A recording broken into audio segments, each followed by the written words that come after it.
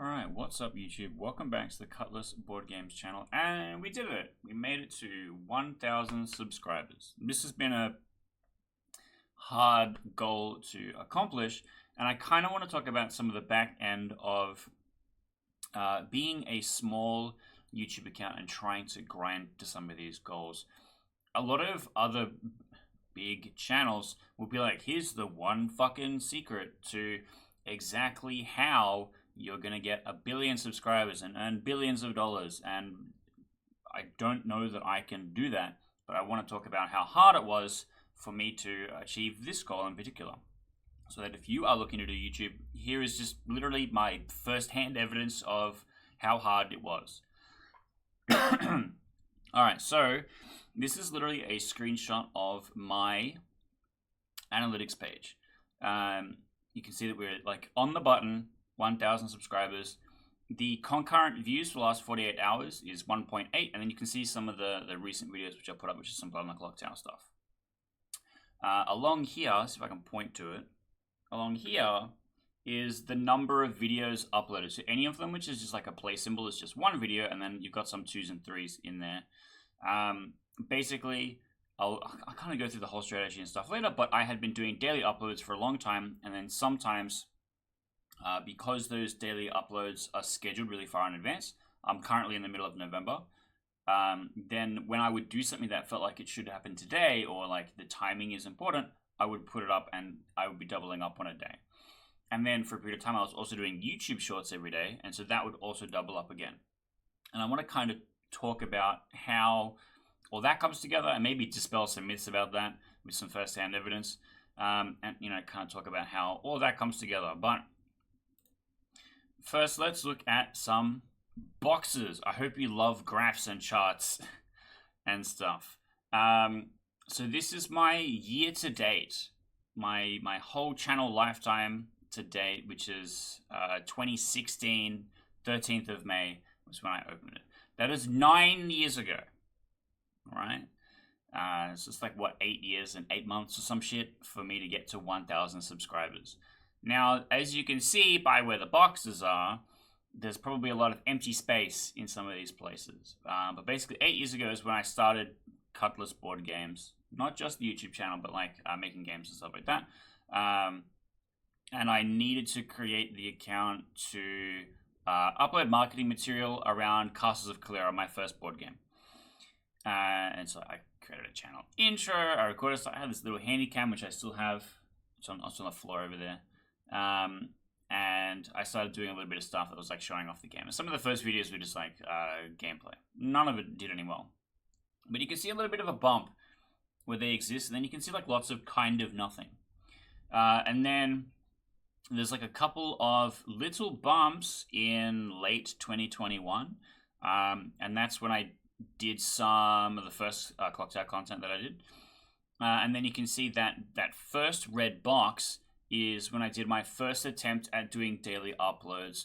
And some of that stuff was like, I did a Pokemon playthrough challenge. I did, I believe this is where the Cutlass Draft League and Lisa's Battle League and stuff were, where we were doing Pokemon Showdown content. A lot of other random commentary stuff and some board game stuff. It was like really kind of a mixed bag similar to what I'm doing now, but I've just kind of picked different things. And there was some Clock Tower content in there as well. And it was really hard at the time for me to keep up the daily uploads.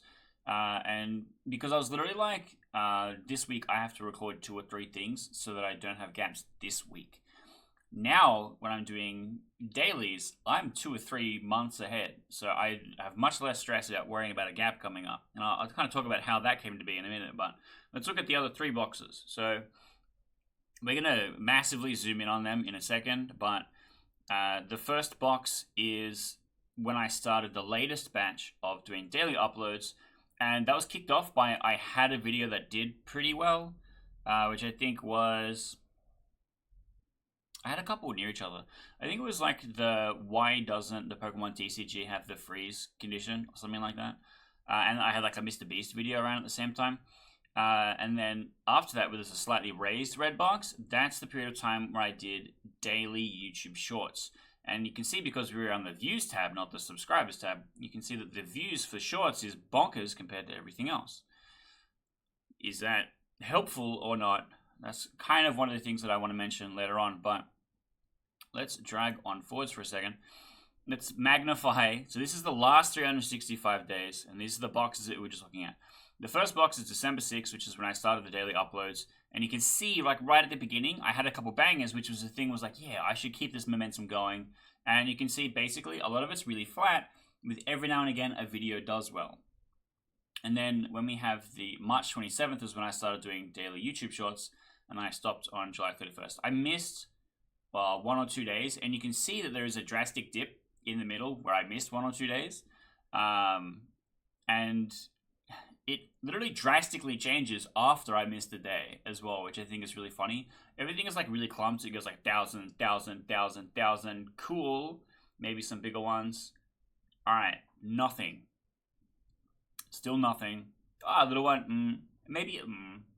And so it really felt like I was struggling much more with the YouTube shorts to be dailies, because I would record Clock Tower on the Monday. And then from that upload, which was put way in the future, I would be cutting out the YouTube shorts to upload for that. But it takes a lot of time. And that's why I eventually stopped, because I don't think it actually helped that much. And I'll kind of get into that in a minute. But July 31st, which is 20 days ago-ish from time of recording, I stopped. And you can kind of see the box. It dips. But it started to grow again after that.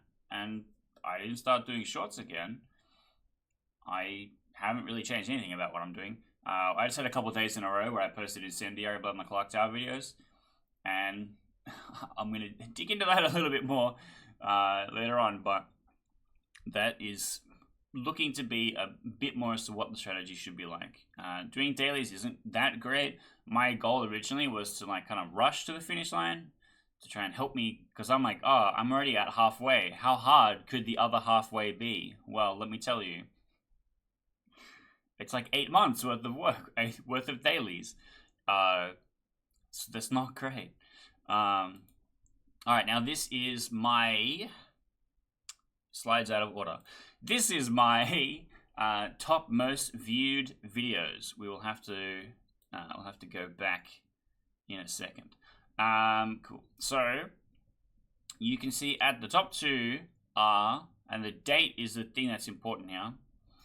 The top two are 8th of February 2023, 21st of June 2022, and then we have some stuff down here, which is the Cutlass trailer. So this is the original Cutlass trailer. This is not the Cutlass card game as we know it, and you've seen gameplay. This is from 2017. This predates Castles of Kalira.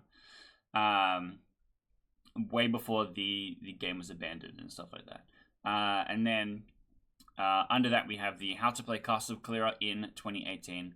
And I'll kind of go into why these ones in particular have popped off, because it's a bit of a different reason. But then we have stuff like I played Demon Blood for the first time. This is 2025.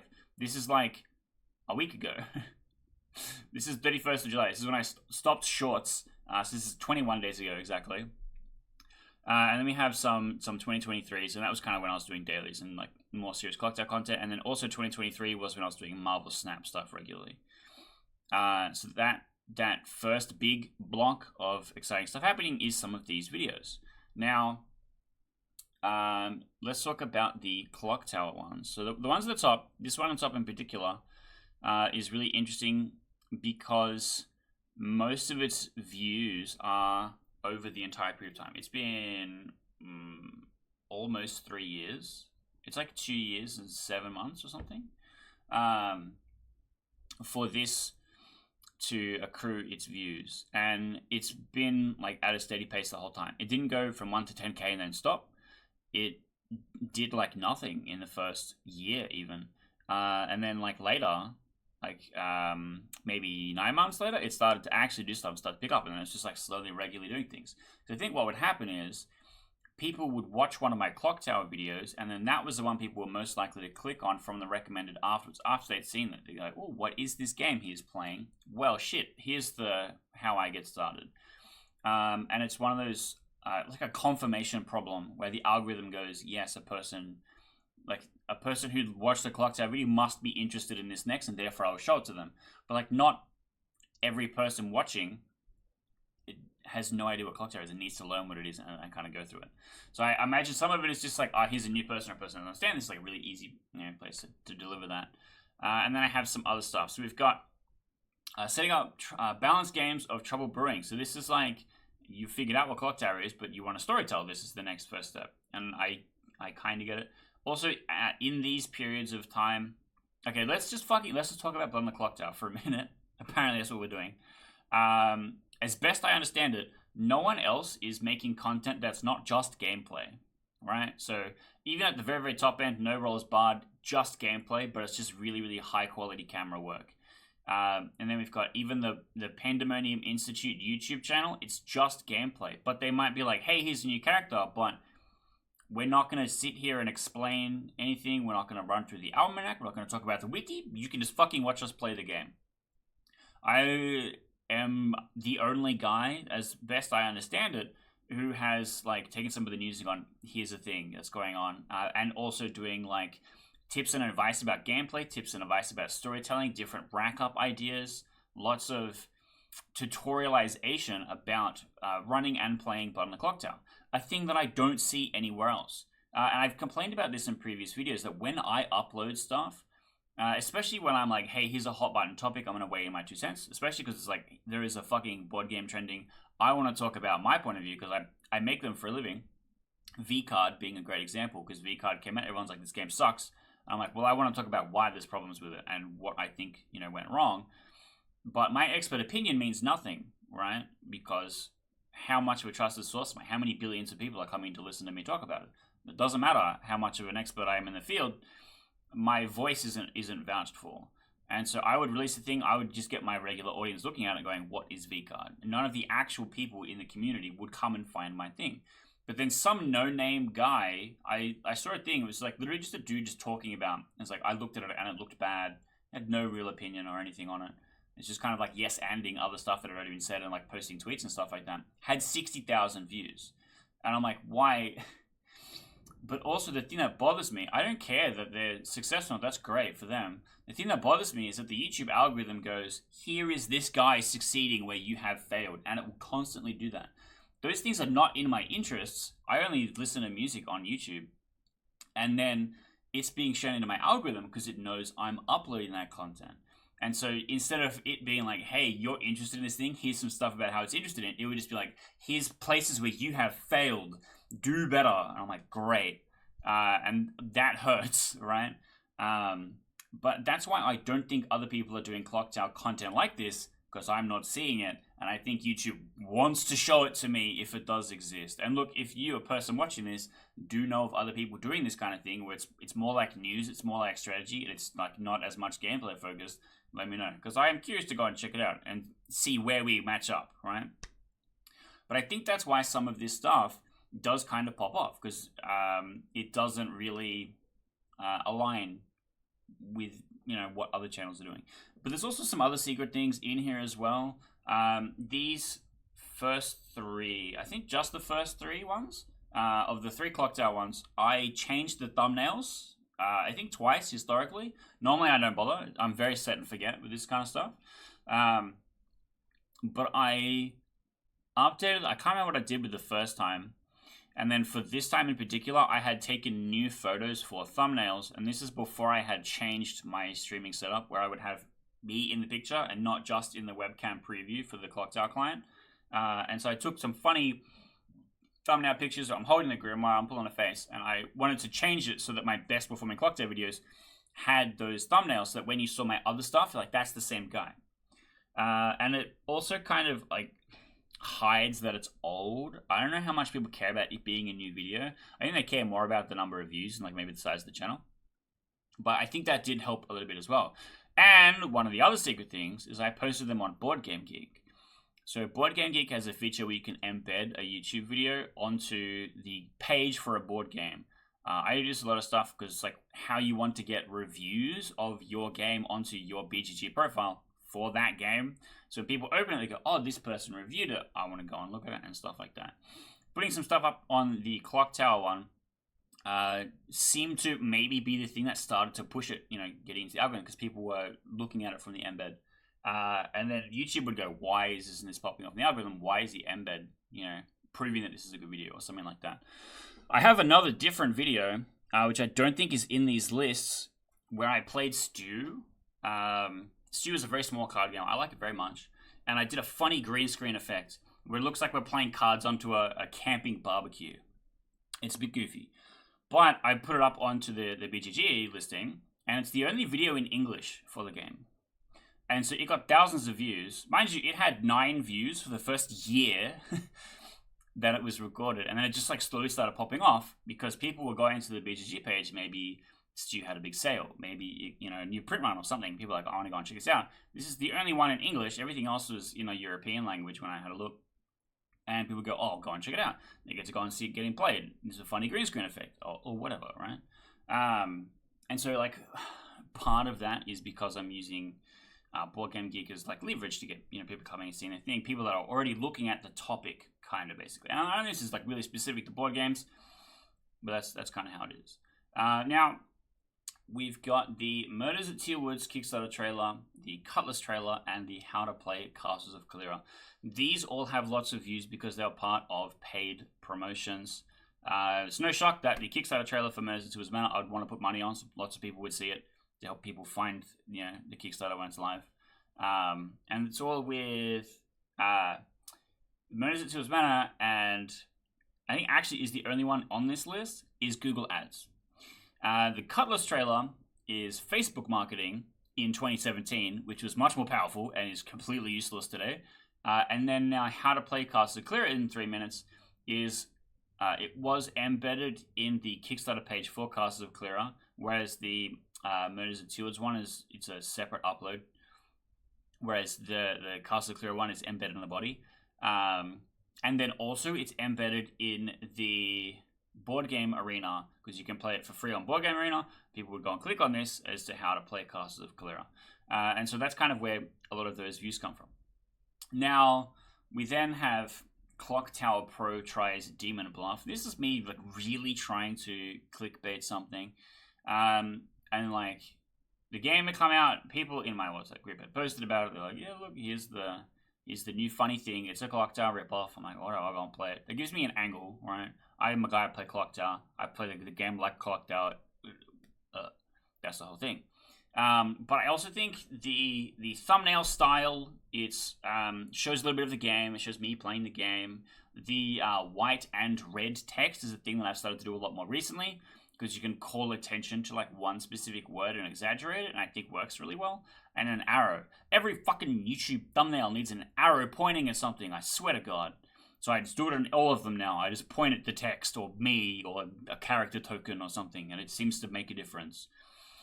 Some kind of Mr. Beast magic maths bullshit. But look, it works, so I keep doing it. And so this video popped off a little bit, and then I made a follow-up one, which is basically the same content inside. And the thumbnail is similar, but like it's me suffering, right? I'm doing like an kind of face. And it didn't do as well. It's like 1/10 of the views almost. But also many comments on this one. So in the gameplay itself, I'm just doing a shit job. I'm just fully misunderstanding how the game is supposed to work. And then lots of people in the comments like, hey, you missed this really obvious thing. Hey, look, fix this. Hey, look, do this. And so I wonder if it continued to get pushed because people were commenting on it, they were engaging with it. YouTube goes, people love to argue about this thing. Let's get more people in this room to argue about the thing.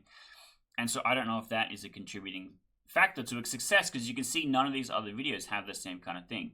The How to Play Blood on the Clock Tower Without Lying one is kind of a meme, where it's just like, yes, it's an inherent part of the game, but like, here's kind of a way to get away from it if you really hate it or you really struggle with it. And people were like, oh, this is the stupidest thing I've ever seen. I'm like, of course it is, but it's trying to appeal to someone that's not you, obviously.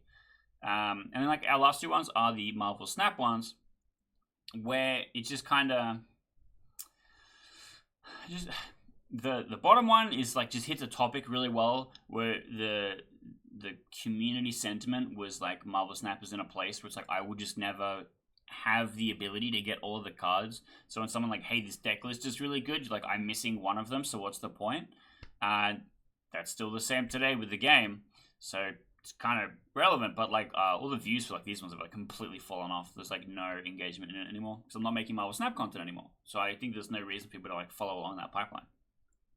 And then I think this one in particular, it just has a really good thumbnail where it shows you the progress of the 4 turns that the deck does. And then it's like that magic arrow pointing at receiving cubes. So I don't know if that's literally why that popped off or not, but look, put more arrows in your thumbnails. Then let's look at the next couple, because I think the second page is just as interesting as the first page. So we've got some more Clock Tower stuff. Now this was my first attempt at doing balancing for setups, basically. Bank building for Clock Tower. And we've got a balanced custom script one, and that's more in the script tool. But then the balanced games of Sex and Violets is like literally me holding the Grimoire, playing with the tokens and stuff. Now these are both from 2022 and have a couple thousand views. They're also like really dated, and like my tools and stuff are like way worse. And I also don't think they get that much traction. But also have a look, not many comments either. Then we've got the 5 cards that could fix Pokemon Pocket. Like, yeah, the game's fucking broken, and you are right for hating it. But here's the thing that might make it better, because I'm a genius, and the people that make this game are morons. YouTube fucking loves this kind of content. As you can see, it kind of popped off, but it gets to a point where a bunch of the cards that I said should be in the game were released. And it's no longer incendiary, and the community shifted as people have just stopped playing. Like, a lot of those people that are like, well, whatever, it's kind of given up. I've stopped playing the game. And so you can see at the time, 66 comments. There's a lot of people angry and like, oh, you're stupid for suggesting this. Great. I love that. It popped off a little bit. But still peanuts compared to the average YouTube creator. We then have the I designed a custom root faction. This is another one that did nothing for a very long time and then started to pick up some momentum. This is also one that I posted on the Root Board Game Geek page. I actually am really proud of this video. I think it's sick, and I think it needs more attention. But if you have a look, this is like the only I made a thing. Not just like, here is my thing I'm selling. It's like, I made something. One that's like really done really well, with obviously the Balatro one immediately after it is kind of the same. I made a Balatro card game. Sorta. It's called Ransack. You steal cards from other card games to play a Balatro type card game. It's really funny. It works just fine. It has free download in the title. I don't know if that really popped off or not. But it's like my attempts at, hey, I make things. I made a thing. Come look at the thing that I made, not me regurgitating somebody else's fucking bowel movement for a change. And it's really annoying that they're this low on the list before, like, you know, me just regurgitating other shit that's not interesting to me. It's not exciting to me. But it's one of those things where it's like, unless if I'm a trusted voice, unless there's a lot of people vouching for me as a voice, those kind of things are not going to have any interest to people. And so it's kind of silly, right? Actually, a good example, Annie Austin put up a video recently looking at the municipal guidelines for street signs in Grand Theft Auto 5. And the way that he does it is like relatively funny, but he's like serious the entire time. He goes, we're going to look at all the signs. We're going to look at which ones are compliant and which ones aren't. Be like a really critical eye. And that's a funny concept. And then he released a mod pack, which was like, you can replace all of the signs in GTA 5 with legal compliant ones according to California Municipal Code. And so that mod pack would never have had any interest in it besides maybe a haha, that's funny, and like a couple people looking at it. But then because he's come and, you know, made this bit, he's a verified voice, he's a big YouTube channel, I wager more than 5 people have downloaded this mod pack, right? So that's kind of the thing. It's overwhelming feeling of your size makes your voice have value. And it's so hard to bridge that gap. And usually it's because you have somebody else big goes, actually, this guy's voice has value, and then that helps you catch up, or whatever. We can see some other stuff here at the bottom. We've got our You've Been Playing the Evil Twin Wrong video, which is really interesting because I did a You've Been Storytelling Wrong, and it did like 1/3 the numbers that this did. And I think this is interesting because people are like, yeah, I hate the Evil Twin. What am I doing wrong that could have maybe made the Evil Twin fun? But also you can see 35 comments. And this is only from like 16 days ago, and it's on my top 20 compared to stuff from 3 years ago that's had much more time to marinate. There's a joke there somewhere. Moving on. I then have ranking all demons. I did the whole series of the 4 different character types, and interestingly, only the demons one actually performed this well. A lot of the other ones kind of like half. So it's kind of hard to tell exactly what in that was a success. But like I said, doing more talking about the game than playing the game seems to do okay for me. And then the last one is just the same as here's me voicing a thing that you're angry about with Pokemon Pocket. You can see 53 comments. And so I understand that those incendiary videos are doing well because people are commenting on it. But let's move on. I made some videos. We talked about them. So this is that same graph from before. Let me quickly... Yeah, here we go. So this is the views, all right? And you can see December 6th, March 27th. It's nice. March 27th to July 31st. Woo! It's big, right? And then we come back and we go, well, actually, how many subscribers did we get in that time? This first red box, you can see just to the left of that. That's like the 2 videos that I did at the start that made me want to do dailies. The Pokemon TCG, why does Freeze not exist in the Mr. Beast video? And I think there was like one other one at the same time that also did like maybe 600, 700. You can see that little bump there. And then you can see all that other stuff with dailies is like kind of 2s, 3s, and then there's like a bump in the middle, which is like a 5. And then like, you can also see underneath there's like lots of -1s and -2s. All right? It's kind of tepid. And then now you can see in the green box where I was doing daily shorts, there's some big spikes in there. Now I want to talk about the big spikes because it has nothing to do with the YouTube shorts. And the YouTube shorts got me lots of views, but they didn't directly create any subscribers. I had a look. There's no point going through all of them. There's like 90 of them, but I had a look, and pretty much none of them say +1 subscriber. So I kind of want to drill into that for a second, because these 2 big spikes, these are the 2 videos that came out. The Clock Tower one, the funniest atheist game, was the biggest views non-short in that time. And the number of subscribers it got me, ready? Drum roll please, 2. The giving out my Pirate TCG for free, which is kind of nestled in the middle of that big spike. Guess how many subscribers that got me? Goose egg. That's right, 0. Why is that? Where do these big numbers come from if it didn't come from the shorts? If it didn't come from the actual videos that were pulling numbers that I released at the time? Well, I'll get to that in a second. But what value I think that the shorts did give is that it meant that people saw it and they go, this is kind of interesting. And it's kind of like a marketing thing where they talk about cold leads to warm leads. People see the thing, they go, hey, whatever, maybe that was kind of funny. I did like a Northern Lion one, which is like highly edited and like kind of silly, because he said Clock Tower while he was playing Blueprints. And so that one did pretty well as a YouTube short. And so then people seeing that, and then the algorithm goes, maybe you're interested in Keith. Have you considered Keith as fantastic? And they see the second one, and they're like, well, this is whatever. And then they like see a real video pop up, and they go, oh, you know what, I'll check it out. I remember this guy from the YouTube short. Maybe this will be any good. And so it kind of funnels like a little bit. Because what will happen is I will sometimes get a video just kind of pop off out of nowhere, and I don't really understand why. I've got some long-running series of like Let's Play of like Ape Escape, Path of Exile, and now Diablo 2. And every now and again, one of those episodes will just blow up. It's got like 400 views, and like the one on either side of it has like 10. And it's like, why? And I think that's because it just happened to be shown or be hit like right as some people were kind of seeing a few of my things and they want to come and check it out. And then because like the first couple hit good, then it just continued pushing it in the algorithm. Which I understand. I think that works fine. But like, again, it doesn't convert to subscribers. It just pushes them onto other videos, which I think is fine. And if the goal is to have big views, and that might become my new goal because I'm now monetized, we hit 1,000. If the whole thing is about getting big views, then I might have to go back to doing regular shorts. But to get subscribers to get to the 1,000, that wasn't helpful. And let's talk about why this is the secret. Now, let's talk about this first one, the bottom one here. This is What If We Played Clock Tower. This is one of my good homebrew videos.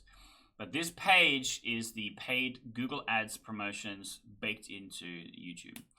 And you can pick what kind of campaign that you want to do. I, tried a couple different ones. The giving out my Pirate TCG for free one was a views-focused campaign. And so I got 730 views, you can see, which is double some of the other ones. And I spent half as much money. At this point, I was like, look, I'm really committed to doing YouTube good. I want to hit my goal of 1,000, but I also want some of the me making stuff videos to be the ones that succeed.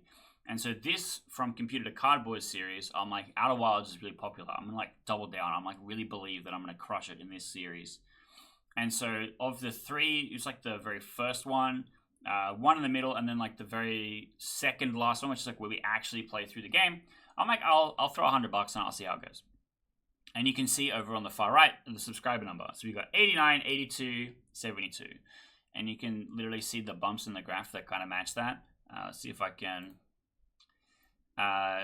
So they are split because it does overlap because it was like a weekly thing. But you can see like the beginning of the first one, and then the one after that was like not that long afterwards. It was like the next one in the series. And then there's a gap of 2 or 3 weeks.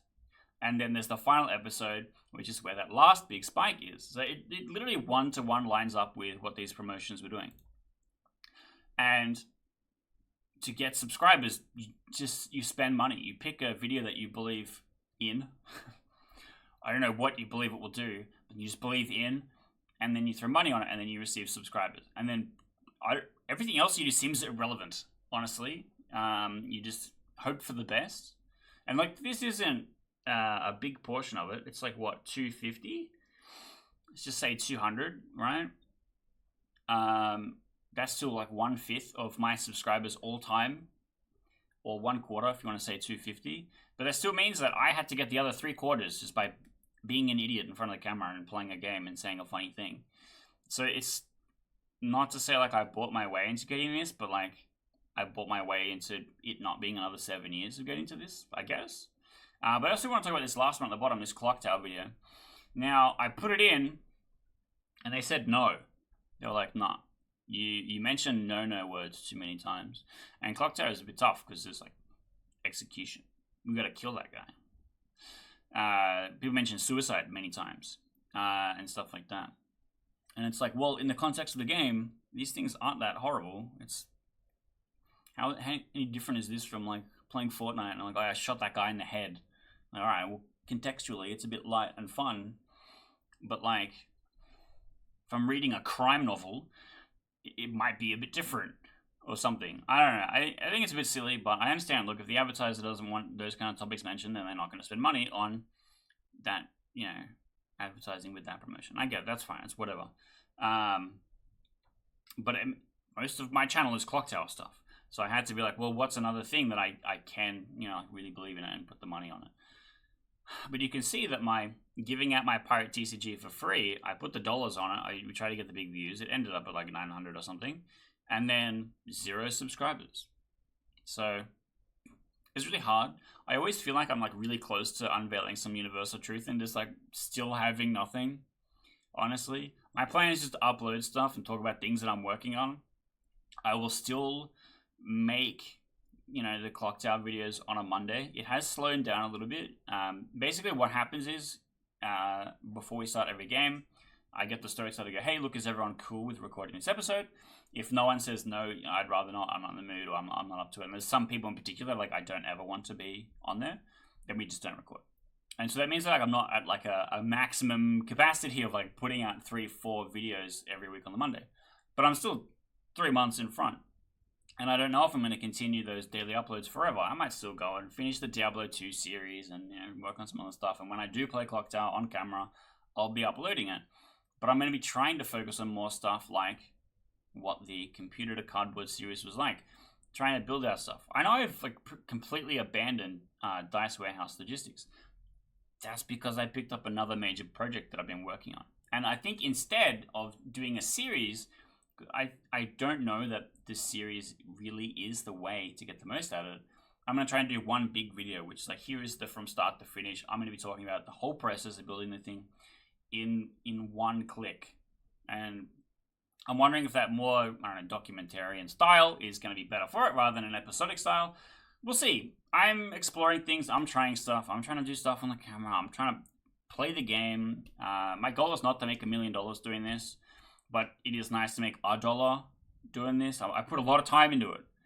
I've uploaded nearly 1,000 videos. My average video time is above 38 minutes. So that'll give you an idea of how many hours I've put into this. And then I've spent money on getting there. I've not earned any money getting here. So it would be nice to get some return on investment. And like the ultimate goal always was like, hey, I have a new game. Hey, I have a thing that I'm working on. And then to post it somewhere and not just have crickets. Because that hurts like a lot. To be like, hey guys, I spent 7 years working on this really fucking cool pirate-themed TCG. I spent thousands of dollars on some of the most amazing art in the field. No one gives a shit. No one will ever give a shit. That sucks a lot. But you got to take that L and you got to move on and work on other stuff that people might care about, or work on stuff that might be more successful, or stands apart, or people just don't like TCGs, so you got to make a more enclosed board game, or whatever. Or whatever. You got to listen to the crowd to play the song that people will dance to. That is always how it has been. And that's kind of what it's going to be like going from now on. I'm going to be doing my best to keep this live, keep this going, and see what kind of success we can get here on the channel. I don't know. I appreciate you all for sticking around, mostly from this 36 minutes of me ranting, but hopefully this gives you an interesting insight into what I have been working on, what being on YouTube is like, and kind of the grind that it does take to get here. But you know, maybe we'll have some cool stuff coming up in the future. Let me know if you had, you know, if you saw some of these from my top list. Was it this one? This one, yeah. If you've seen any of these videos, like when they came out, were you here 2 years ago when this shit dropped? Are you a real one? Or, you know, you just along for the ride? What about these ones? Were any of these your favorites? Have you seen the I designed a custom root faction video? That's a banger. You should go and check that out. And then I'll probably see you in the next Clock Tower video, average viewer. That's my guess. So, look, I'll see you then. I'll bluff something crazy. I'll say a funny thing. And then you'll remember this video and be like, yeah, that's my YouTuber.